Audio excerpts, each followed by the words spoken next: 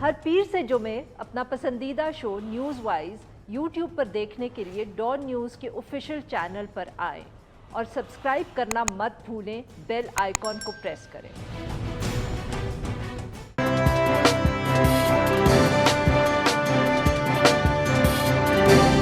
Welcome to news wise, मैं हूँ आरिफा नूर। आज के प्रोग्राम में हम तफसील से बात करेंगे जो ख़ित्ते की सिक्योरिटी सूरत हाल है और इसी हवाले से जो आज पार्लियामेंट की कौमी सलामती कमेटी का इन कैमरा इजलास है। आज अस्करी क़यादत की जानिब से पार्लियामेंट्री लीडर्स और पार्लियामेंट्री कमेटी जो है कौमी सलामती के ऊपर, उसको अफ़गानिस्तान, कश्मीर और भारत समेत दीगर ख़ित्ते के हवाले से एक तफसीली ब्रीफिंग दी जा रही है एज़ वी स्पीक। अब जो ब्रीफिंग थी उसको बहुत सबका यही ख्याल था कि वो जल्द ही ख़त्म हो जाएगी चंद घंटों के बाद, मगर अभी तक वो ब्रीफिंग जारी है और कुछ कहा नहीं जा सकता कि वो कब तक ख़त्म होगी। जो थोड़ी बहुत मीडिया रिपोर्ट्स अब तक सामने आई हैं उनके मुताबिक DG ISPR ने ख़ुसूसी तौर पर अफ़गानिस्तान की अंदरूनी सूरत हाल के ऊपर पार्लियामेंट्री कमेटी को तफसील के साथ आगाह किया है। ये इससे कबल ये कहना बहुत ज़रूरी है कि इससे कबल वज़ीर आज़म इमरान ख़ान जो हैं उन्होंने भी गुज़िश्ता रोज़ जो पार्लियामेंट के अंदर तकरीर की, उसके अंदर उन्होंने अफ़गानिस्तान और अमरीका के हवाले से जो बात की उसको हम कह सकते हैं कि वो मोर और लेस एक पॉलिसी बयान ही था। उन्होंने ये वाज़े कर दिया कि अफ़गानिस्तान से जो विदड्रॉल है अमेरिकन फोर्सेस का, उसके बाद पाकिस्तान अमेरिका की जंग के अंदर इत्तेहादी नहीं बन सकता और पाकिस्तान की जो तरजीह होगी वो अफ़गानिस्तान के अंदर एक मुस्तहकम सियासी हुकूमत है। इस हवाले से पाकिस्तान का कोई फेवरेट नहीं होगा, वज़ीर आज़म इमरान ख़ान साहब ने ये भी कहा था। इसके साथ साथ वज़ीर आज़म ने अमेरिका के साथ ये भी गिला किया कि अफ़गानिस्तान की सूरत हाल के हवाले से वो पाकिस्तान को इत्तेमाद में नहीं ले रहा। दूसरी तरफ आर्मी चीफ जनरल क़मर जावेद बाजवा जो हैं उन्होंने भी गुज़िश्ता रोज़ नेशनल डिफेंस यूनिवर्सिटी के अंदर एक ख़िताब के अंदर कहा कि ख़ित्ते के अंदर जो अमन है इस हवाले से जो डॉक्ट्रिन है उनका वो अभी तक बरकरार है। इस हवाले से गुफ्तगू करने के लिए आज हमारे साथ मौजूद हैं जाहिद हुसैन साहब। ये तज्ज़ियाकार हैं और मुसन्निफ़ हैं। Welcome to the show Zahid साहब। जी सर, आप किस तरह देख रहे हैं जो आज ये ब्रीफिंग हो रही है which seems to have really stretched out. सबका ख्याल था कि ये शाम तक ख़त्म हो जाएगी, मगर अभी तक जितनी इत्तलात आई हैं वो यही हैं कि ब्रीफिंग जो है वो चल रही है। देखिए आरिफा, इस वक्त जो खित्ते की सूरत हाल है और ख़ास तौर पे जो पाकिस्तान को जो चैलेंजेस का सामना है, एक तो अंदरूनी जो है सिक्योरिटी के मसाइल भी है और सबसे बुनियादी चीज़ें जो खित्ते में आसपास जो तब्दीलियाँ आ रही हैं उसका बराह रास्त पाकिस्तान पे असर पड़ रहा है और पड़ेगा आगे चल के। तो मेरा ख्याल ये है कि जैसे अफ़गानिस्तान में अगर हम देखते हैं कि वहाँ पे 20 साल बाद जो है अमेरिका ने अपनी जंग ख़त्म कर दी है, वहाँ से तमाम अफवाज जो है फॉरेन फोर्सेस जो है वो 11 सितंबर तक जो है वो चली जाएंगी, बल्कि हो सकता है उससे पहले चली जाए। और उसके लेकिन ये उसके जाने के बाद जो है जो वहाँ पे अफगानिस्तान में सूरत हाल है बहुत तेज़ी के साथ तब्दील हो रही है। वहाँ एक खाना जंगी की सूरत हाल ऑलरेडी मौजूद है, क्योंकि जब अमेरिकन फोर्सेस वहाँ से निकल रही हैं तो एक पावर वैक्यूम भी वहाँ पे क्रिएट हुआ है। ख्याल ये पहले किया जा रहा था कि शायद जो है जब दोहा एग्रीमेंट तालिबान और अमेरिका के दरमियान हुए थे तो उसको ख्याल ये किया जा रहा था कि कोई एक पॉलिटिकल सेटलमेंट जो है तालिबान और काबुल हुकूमत के दरमियान हो जाएगा, और लेकिन बदकिस्मती से वो नहीं हो पाया है। तो इस वक्त सूरत हाल ये है कि कोई बगैर किसी सियासी तस्फिये के वहाँ पे जो है तालिबान ने अपनी जंग जारी रखी है। काफ़ी इलाकों पे उनका कब्जा भी हो गया है, लेकिन दूसरी तरफ हम जो देखते हैं उसमें और भी है कि जो काबुल हुकूमत की अपनी जो उनका अथॉरिटी है वो भी कम होती जा रही है। लेकिन एक और जो तब्दीली जो बहुत ज़्यादा आ रही है कि वो ये है कि वहाँ पे जो मुसल्लह जत्थे हैं, जो हम जिसको कहते हैं कि जो पहले भी मौजूद थे मुख्तलिफ वॉरलॉर्ड्स के, अब वो मुतहरिक हुए हैं। तो वो वही सूरत हाल मुझे नज़र आ रही है जो कि 1990 की दहाई में कम्युनिस्ट गवर्नमेंट के गिरने के बाद जो नज़र आ रही थी वो मुझे नज़र आ रही है। तो जब अगर ये बिल्कुल सही और बढ़ती है तो उसका बराह रास्त पाकिस्तान पर असर पड़ेगा। बिल्कुल सही। हमारे साथ मेजर जनरल इजाज़ अवान भी मौजूद हैं। Welcome to the show sir. ये एक पॉलिटिकल और सिक्योरिटी एनालिस्ट हैं जी। सर आप बताइए, आप कैसे देख रहे हैं, जाहिद साहब ने ऑब्वियसली बहुत तफसील से बात की जो उस वक्त अफ़गानिस्तान के अंदर सूरत हाल है, जो मीडिया रिपोर्ट्स अभी तक आई हैं they very sketchy because in camera briefing है, मगर कहा जा रहा है कि अफ़गानिस्तान के ऊपर एक तफसील से जो है वो ब्रीफिंग दी गई है पार्लियामेंटेरियंस को। जी सर, आपकी आवाज़ बिल्कुल आ रही है। तो सर आप फरमाएं कि आप किस तरह देख रहे हैं सर जो आज पार्लियामेंटेरियंस को ये एक तवील ब्रीफिंग दी जा रही है सारी रीजनल सिचुएशन के ऊपर, ख़ास तौर पे अफ़गानिस्तान।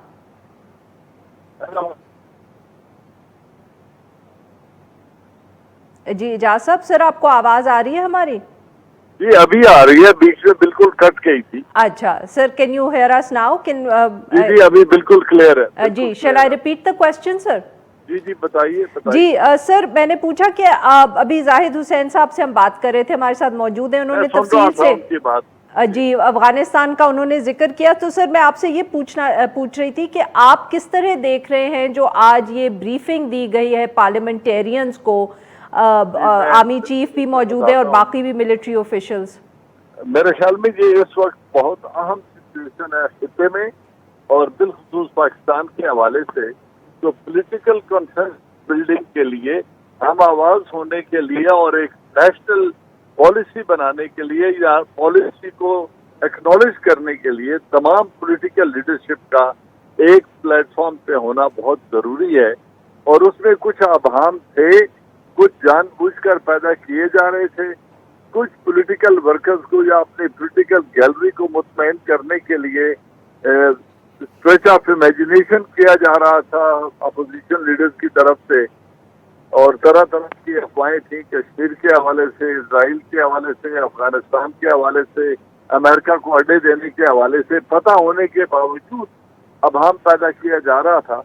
तो मेरे ख्याल में इस वक्त भी एक बड़ी अहम मीटिंग थी जिसमें जितने सवालात उनके ज़हनों में अगर थे सिक्योरिटी के एतबार से, इंटेलिजेंस के एतबार से, तो उनको बताना, उनको आगाह करना, उन जो अभाम थे उनको दूर करना बहुत जरूरी था, ताकि तमाम शकूक व शुबहात दूर करके पूरी पॉलिटिकल लीडरशिप एक हम आवाज होकर एक फैसला करे जो आने वाले हालात का सामना करना आसान हो जाए।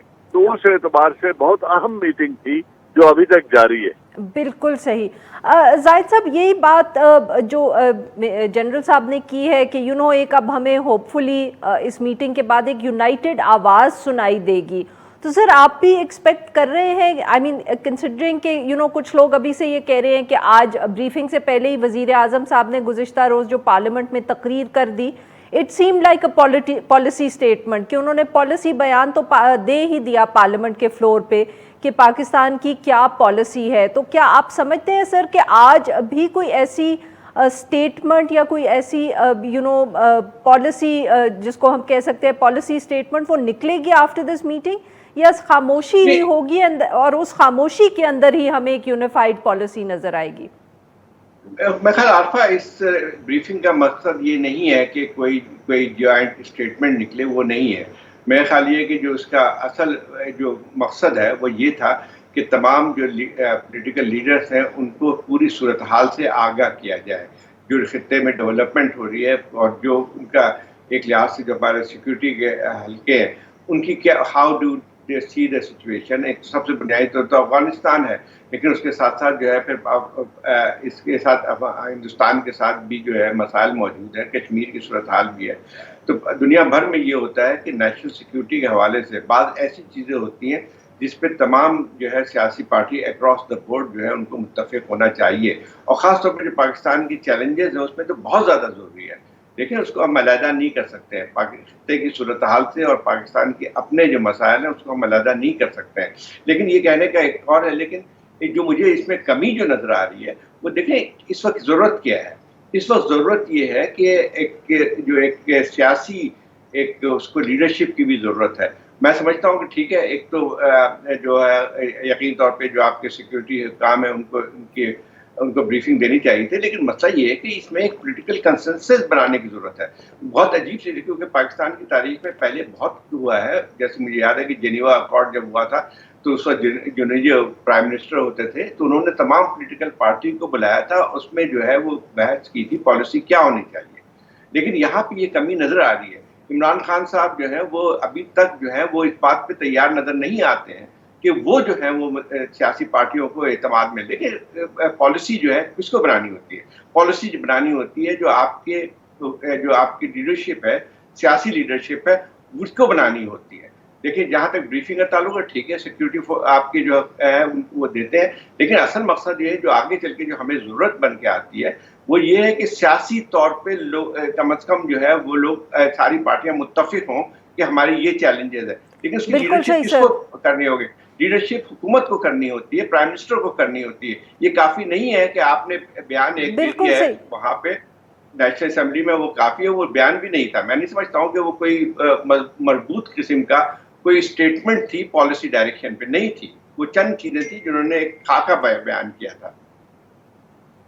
بالکل صحیح. جنرل صاحب یہی اب ایشو میں آپ کی طرف لانا چاہتی ہوں جو زاہد صاحب نے جس کا ذکر کیا. سر آج بھی اس موقع پہ بھی بہت تنقید ہو رہی ہے کہ وزیر اعظم عمران خان جو ہیں وہ اس بریفنگ میں نہیں گئے جب باقی سینئر پولیٹیکل لیڈرشپ موجود ہے. اور سر یہ پچھلے 3 سال میں یہ کوئی ایسا پہلا واقعہ نہیں ہے، ہمیشہ یہ تنقید وزیر اعظم صاحب پہ ہوئی ہے، جبکہ جب ایک ریجنل سچویشن ہے، جب ہماری فورن پالیسی کا موقع ہے، تب بھی جو بریفنگ ہوتی ہے پولیٹیکل لیڈرشپ کے لیے the army is seen to be leading it, military leadership وہاں موجود ہوتی ہے بٹ وزیر اعظم صاحب نہیں ہوتے.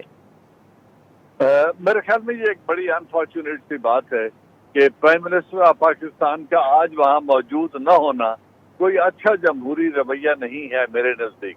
انہوں نے ایک کسان جو میٹنگ تھی کسانوں کے لیے زراعت کے متعلق، اس میں موجود ہونا اور ادھر خطاب کرنا ضروری سمجھا، جبکہ پوری جو پولیٹیکل ڈیفنس کمیٹی اور فورن پالیسی کمیٹی کی جہاں بریفنگ ہو رہی تھی اور ان کو انٹیلیجنس کے چیف بریف کر رہے تھے، پاکستان آرمی چیف وہاں موجود تھے، تو اتنی اہم میٹنگ میں بہت سارے ابہام اور سوال، جیسے پہلے میں نے کہا تھا کہ کچھ مسائل تھے، کچھ جان بوجھ کے سیاستدان پیدا کر رہے تھے، تو ان سب کو جب ایڈریس کرنے کا ایک موقع تھا، ایک کنسنسس بلڈنگ کا موقع تھا، تمام پولیٹیکل لیڈرشپ کو ہم آواز بنانے کا موقع تھا، اس پر پرائم منسٹر کا موجود نہ ہونا ایک اچھی روایت نہیں ہے.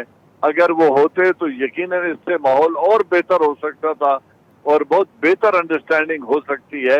مجھے نہیں پتا اب وہ وہاں پہنچ گئے ہیں یا نہیں پہنچے. اگر پہنچ گئے ہیں تو یقیناً بہت اچھا ہوگا، اور اگر نہیں گئے، انہوں نے یکسر نظر انداز کیا ہے، تو یہ اچھی روایت نہیں ہے. سر اگر وہ پہنچے ہوتے تو اب تک ہمارا پروگرام انٹرپٹ ہو چکا ہوتا تاکہ یہ بریکنگ نیوز ٹی وی پہ چلتی. جی ناظرین، یہاں پہ لیں گے ہم ایک چھوٹا سا بریک، اور جب ہم بریک آئیں گے تو اپنے مہمانوں سے گفتگو جاری رکھیں گے. اسٹے ود اس.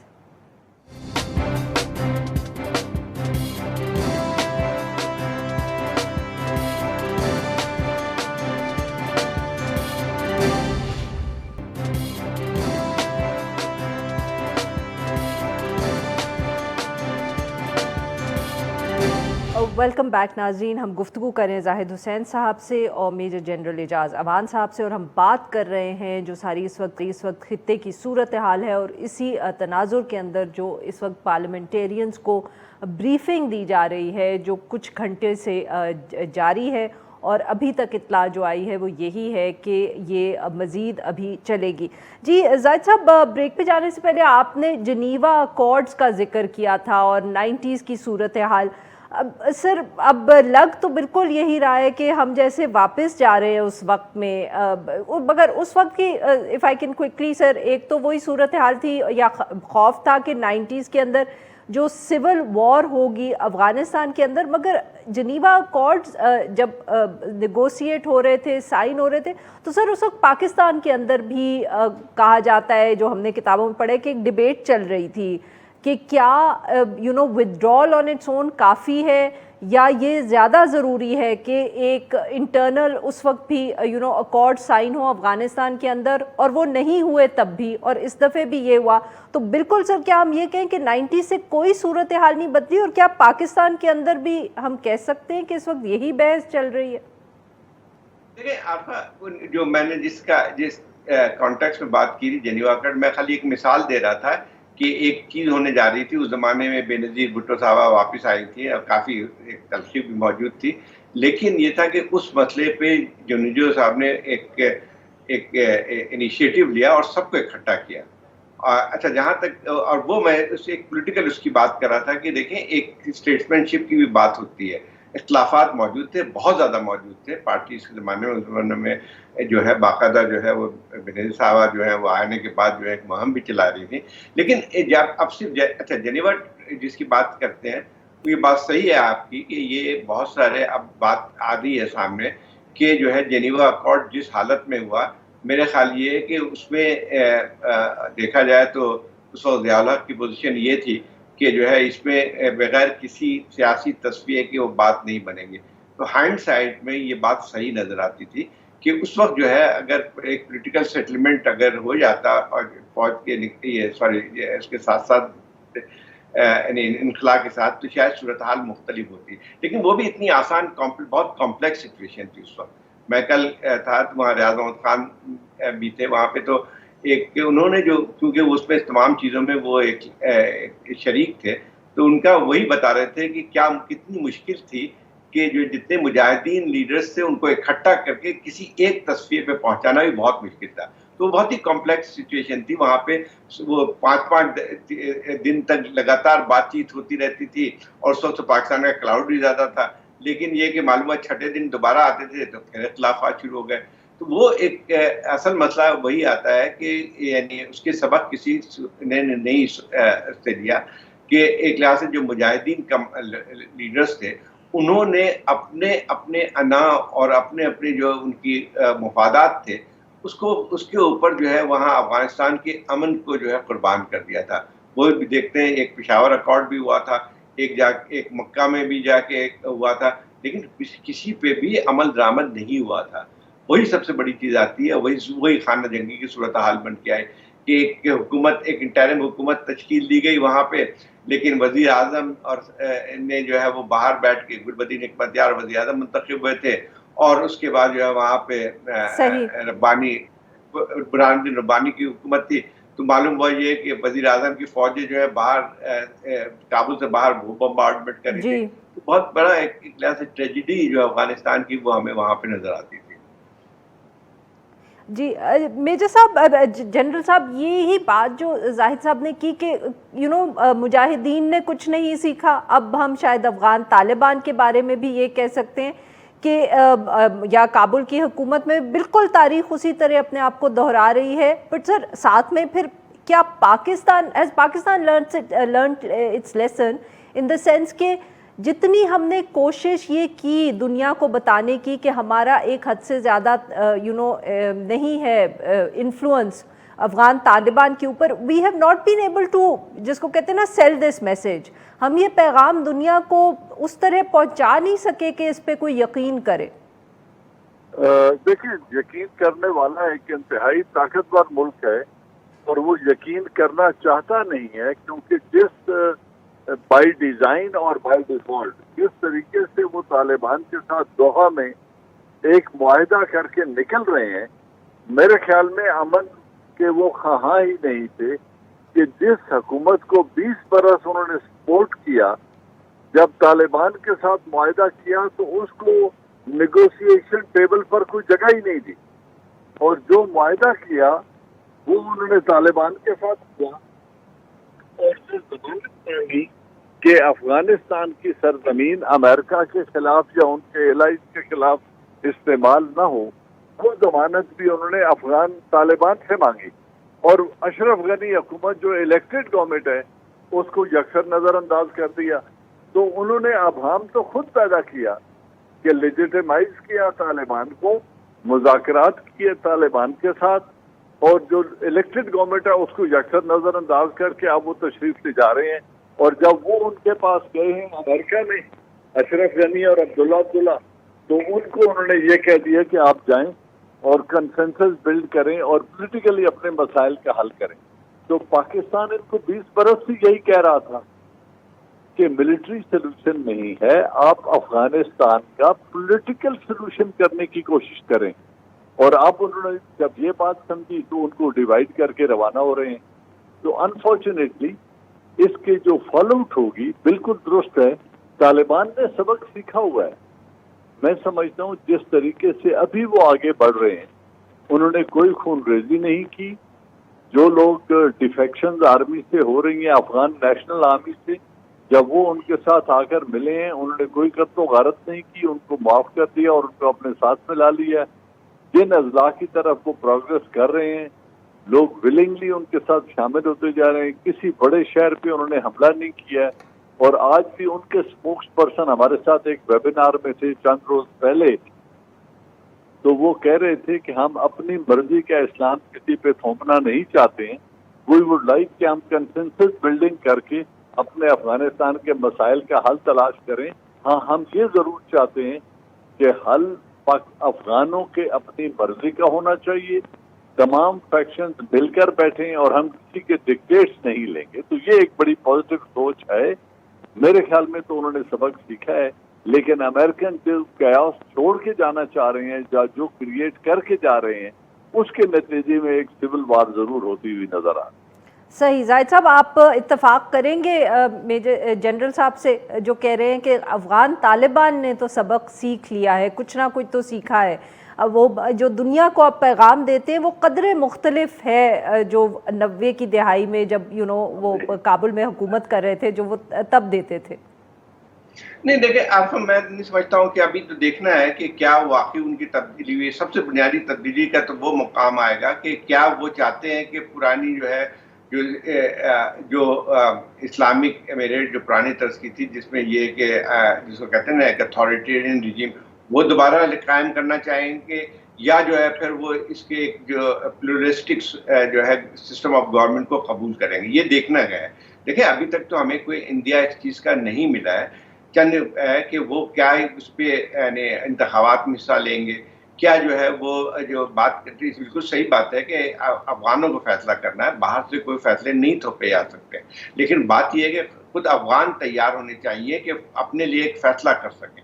ابھی تک مجھے جو نظر آتا ہے اس میں کوئی ایسی چیز نظر نہیں آ رہی ہے مجھے, اور وہی خطرے کے باعث ہے کہ جو ہے کہ وہ لوگ کسی بھی ایک سیاسی ایک ایگریمنٹ میں پہنچیں گے.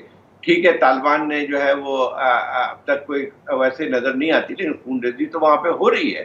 مسئلہ یہ ہے کہ ٹھیک ہے بعض علاقوں میں جو ہے طالبان کو مزاحمت کا سامنا نہیں کرنا پڑا ہے جیسے پہلے ہوا تھا, لیکن اس کے ساتھ ساتھ یہ بھی ذرا دیکھیں کہ جو ہے وہاں جنگ کی تیزی آئی ہے اور ہر روز جو ہے تقریباً 30-35 فوجی مارے جا رہے ہیں. دونوں طرف سے جو ہے وہ کیا کہتے ہیں کیجولٹیز ہو رہی ہیں. اصل بات یہ آتی ہے کہ نیکسٹ کیا ہے. ابھی تک تو کوئی ہمیں اثر نظر نہیں آتا ہے کہ کوئی مذاکرات کی ٹیبل پہ بیٹھنے کے لیے تیار ہے. طالبان مجھے لگتا ہے یہی ہے کہ وہ چاہتے یہ ہے کہ اپنی ایک پوزیشن مستحکم کریں اور شاید کبھی ان کو ضرورت پڑے تو شاید نیگوشیٹنگ ٹیبل پہ آئیں گے. لیکن جو اس سے پہلے جو حالات بن رہے ہیں نا وہ زیادہ خطرناک بن کے آ رہے ہیں. جو 90 کی دہائی میں سب سے زیادہ جو چیز بن کے آئی تھی وہ یہی تھی کہ مسلح گروپ جو ہے ملیشیا جو ہیں وہ ایکٹیو ہوئے تھے. اور اب ہم دیکھتے ہیں کہ افغانستان میں پھر سے شروع ہو گیا ہے کہ جیسے جو ریجنل وار لارڈس ہیں انہوں نے اپنے حفاظت کے لیے مسلح گروپ تشکیل دینے شروع کر دیے ہیں. اس کے دو نتائج ہوں گے. ایک تو یہ تھا کہ افغانستان کا فریگمنٹیشن نظر آتا ہے, ایک تو یہ, دوسری طرف یہ جو ایک اور بات بھی آتی ہے کہ اس کی وجہ سے خود کابل حکومت کی اتھارٹی بھی پھر ڈیمینش ہوتی ہے. تو اب دیکھنا یہ ہے کہ کیا کوئی بھی ایسے اشارے نہیں مل رہے ہیں کہ وہ اس کو حالات درست ہوں گے. جی ناظرین یہاں پہ لیں گے ہم ایک بریک. کچھ ہم بریک سے واپس آئیں گے تو اپنے مہمانوں سے گفتگو جاری رکھیں گے. Stay with us.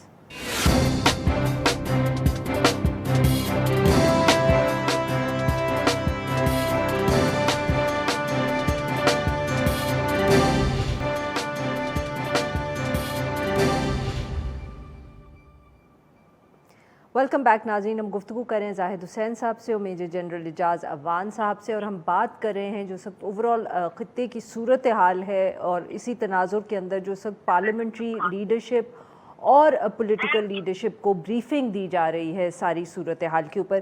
G general صاحب, یہ ہم نے افغانستان کی بھی تھوڑی سی بات کر لی, پارلیمنٹ کو جو بریفنگ لیڈرز کو دی جا رہی ہے, پر سر آبویسلی جو بھی بریفنگ ہوگی وہ ایک تو خطے کے صورتحال کے اوپر ہوگی، اور دوسرا جو زیادہ بڑا اور اہم سوال ہے وہ یہ ہے کہ پاکستان کے پاس اب پاکستان نے کیا کرنا ہے یا کیا آپشنز ہے. تو سر اگر آپ اس کو دیکھیں کہ what are the policy options in front of Pakistan right now, ہمارے سامنے کیا پالیسی کی آپشنز ہیں اس وقت، کیونکہ obviously صورتحال بہت مشکل ہے. افغانستان سے ہمارا بہت ایک لمبا بارڈر جڑا ہوا ہے، افغانستان کے اندر انسٹیبلٹی ہوگی، ہمارے اوپر اس کا ایک سے زیادہ طریقے سے اثر پڑے گا، تشدد بھی ہم اپنی طرف ہو سکتا ہے دیکھیں، ریفیوجیز بھی ہوں گے. تو پالیسی آپشن سر ہمارے پاس کچھ ہے جن کے اندر ہم کہہ سکتے ہیں آپشن 1 2 3، یا اتنے لمیٹڈ ہیں کہ we can't even talk about that? No, we can't talk about nations and particularly leaders. They don't run out of options. Options are always there, whatever the challenge. بات صرف اتنی سی ہے کہ اس وقت جو پرائم منسٹر آف پاکستان ہے ان کا ایک مائنڈ ہے اور بڑا میں سمجھتا ہوں اصولی موقف ہے کہ کیونکہ امریکہ نے ہم سے بیسز مانگے ہیں، وہ CIA لیڈ آپریشن یہاں سے کرنا چاہتے ہیں، ان کی ڈیزائر تھی کہ ہم انہیں بیسز پرووائڈ کر دیں تاکہ وہ اگر حالات خراب ہوں تو وہ افغانستان کے اندر سٹرائک کر سکے. اس پر پرائم منسٹر آف پاکستان نے ایک دو ٹوک موقف بنا لیا ہے کہ ہم امن کے تو پارٹنرز ہو سکتے ہیں، کسی جنگ میں ہم شریک نہیں ہوں گے اور جنگ کے لیے ہم کوئی آپ سے تعاون نہیں کریں گے. ایک یہ پالیسی لائن ہے جو ہم نے اختیار کر لی ہے، اس میں تو اب کوئی دیر از نو گوئنگ بیک. اب جب یہ نہیں ہوگا تو افغانستان کے اندر جو خانہ جنگی ہو رہی ہے اس کے امپلیکیشن بھی ہمارے لیے ہیں اور وہ ہونے جا رہی ہے، کیونکہ اشرف غنی گورنمنٹ سمجھتی ہے اور وہ ہے کہ جی ہم لیجیٹیمیٹ گورنمنٹ ہیں، طالبان کو ہمارے ساتھ تعاون کرنا چاہیے. طالبان ان کو لیجیٹیمیٹ گورنمنٹ سمجھتے نہیں ہیں، اور اس وقت جو خون خرابہ زیادہ ہوگا آنے والے دنوں میں انفارچونیٹلی، اس کی وجہ یہ ہے کہ جو افغان نیشنل آرمی ہے اس کو انہوں نے 20 برس ٹرین کیا ہے. They are arm to teeth, ان کے پاس ویپنز ہے، ٹیکنالوجی ہے، لیکن وہاں ڈیفیکشن شروع ہو گئی ہیں. تو آپ اگر وار لارڈ جو اپنے ملیشیاز تیار کر رہے ہیں اور ادھر سے ڈیفیکشن ہو کے یہ بھی اپنے وار لارڈز کے ساتھ مل جاتے ہیں، اور حکومت جس کی لیجیٹیمیسی کے اوپر امریکہ خود ایک سوالیہ نشان لگا کے چلا گیا ہے کہ ان کو اس مذاکرات میں ساتھ نہیں بٹھایا، تو ڈس آرڈر جب ہوگا تو پاکستان کے لیے بہت بڑے چیلنجز ہیں. ایک تو بڑا واضح اور ویزیبل چیلنج یہ ہے کہ انفلکس آف ریفیوجیز ایک دفعہ پھر ہو سکتا ہے. تعداد کیا ہوگی اس پہ کچھ کہنا مشکل ہے، لیکن ڈیفینیٹلی ہوگی. It could be less than a million, اور اللہ نہ کرے اگر وائلنس بہت بڑھتی ہے تو it could even cross a million. اب ہم نے ان کو کیسے ہینڈل کرنا ہے، پھر ان کی ٹائپ آف ریفیوجیز اس وقت کیا ہوگی، یہ بھی ایک بڑا سوال ہے. کیونکہ وہاں پہ جو منیڈ لوگ ہیں جو بزنس کرنے کے لیے گئے تھے یا کر رہے تھے ان 20 برسوں میں، وہ وہاں سے بھاگیں گے اپنے ایسٹس لے کے. بالکل ٹھیک سر. وہ ویکیوم کریٹ ہوگا. پھر ایک جو یوتھ آئی تھی جو ریفیوجیز کے طور پر ویسٹ میں جا کے سیٹل ہوئے اور اب وہ واپس آنا ہوئے تھے، وہ اپنے جنرل صاحب بریک سے پہلے if I can also get زاہد صاحب ورڈ آن دس. جی زاہد صاحب، آپ کے خیال میں سر وہی پالیسی آپشنز کی بات کریں، خدشات تو بہت ہیں، we will not play favourites, but کیا سر ہم ایک دفعہ پھر جیسے آپ نے پشاور اکارڈز کا ذکر کیا، کیا پھر آپ دیکھ رہے ہیں کہ آنے والے دنوں میں Pakistan will be left to also play the peacemaker, کہ وہ اب افغانستان کے اندر دوبارہ کوشش کریں کہ سارے فیکشنز اکٹھے ہو جائیں، مل کے حکومت بنا لیں؟ نہیں دیکھیں، وہ تو اس وقت کی صورتحال بہت مختلف تھی، آج تو وہ صورتحال نہیں ہے. ہمارا کوئی اس لحاظ سے نہیں ہے کہ طالبان پہ بھی لیوریج اس طرح کہ ہم ان کو بیٹھا سکیں.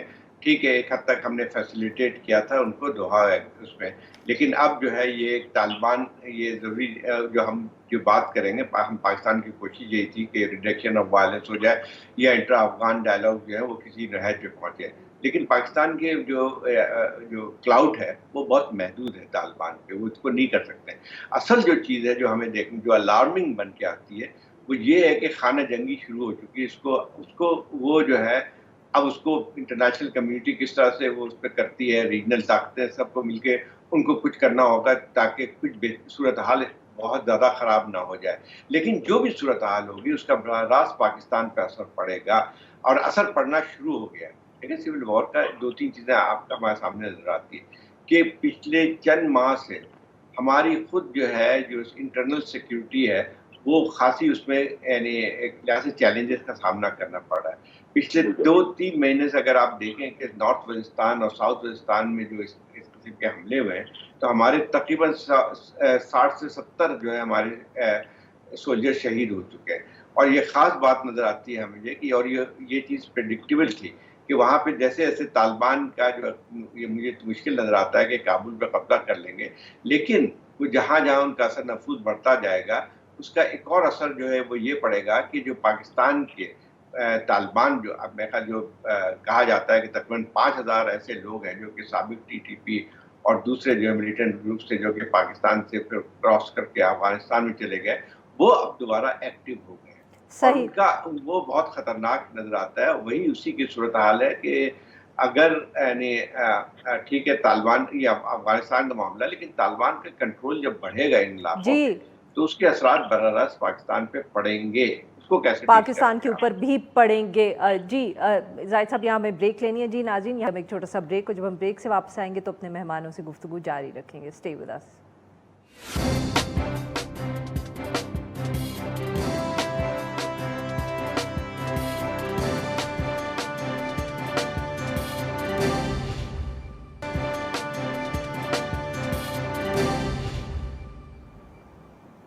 ویلکم بیک ناظرین. ہم گفتگو کر رہے ہیں زاہد حسین صاحب سے اور میجر جنرل اعجاز اوان صاحب سے، اور ہم بات کر رہے ہیں جو اس وقت خطے کی صورتحال ہے جس کے تناظر کے اندر اس وقت پارلیمنٹ کے اندر پولیٹیکل اور پارلیمنٹری لیڈرشپ کو بریفنگ بھی دی جا رہی ہے. جی جنرل صاحب، آبویسلی افغانستان از دا مین فوکس، مگر یہ تو نہیں کہا جا سکتا کہ آج جو ہمارے بھارت کے ساتھ تعلقات ہیں ان کا وہاں ذکر نہیں ہوا ہوگا بریفنگ کے اندر، بیکاز آبویسلی جو بھارت کے ساتھ تعلقات ہیں کشمیر کے اندر، مقبوضہ کشمیر میں جو واقعات ہوتے رہے، they've also been in the headlines recently. So briefings بھی اس حوالے سے ہو رہی ہیں اور کنیکٹڈ بھی ہیں دونوں. تو آپ کے خیال میں آج کشمیر اور بھارت کے حوالے سے بھی بات ہوئی ہوگی؟ جی بالکل یقیناً، کیونکہ جن 2 کمیٹیز کو بریفنگ کی جا رہی ہے، ایک فورن آفس کی فورن پالیسی والی کمیٹی ہے اور ایک ڈیفنس کمیٹی ہے. تو اگر ان دونوں کا ہے تو ڈیفنس ریلیٹڈ جتنے چیلنجز ہیں ان میں ایسٹ کو نظر انداز نہیں کیا جا سکتا. ہندوستان کے ساتھ جو کشمیر کی سچویشن ہے، جو ہمارے ہندوستان سے تعلقات ہیں، جو چائنا کے فیکٹر ان ہونے سے جو امپلیکیشنز ہو رہی ہیں ان کو بھی ڈسکس کیا جائے گا. اور جو ابہام پایا جاتا ہے، کریٹ کیا جا رہا ہے نہیں کشمیر پالیسی کے بارے میں، اس پہ بڑی ٹوک انفارمیشن شیئر کی جائے گی. تو جس پہ پرائم منسٹر آف پاکستان پہلے ہی پالیسی دے چکے ہیں کہ جب تک 5 اگست 2019 والے جو تبدیلیاں کی گئی تھی انڈین کانسٹیٹیوشن میں، جب تک وہ ریورس نہیں ہوتی مذاکرات نہیں ہو سکتے ہندوستان کے ساتھ. لیکن اس کے درمیان رہتے ہوئے جو سیز فائر ہے اس کو مینٹین کرنا ہے.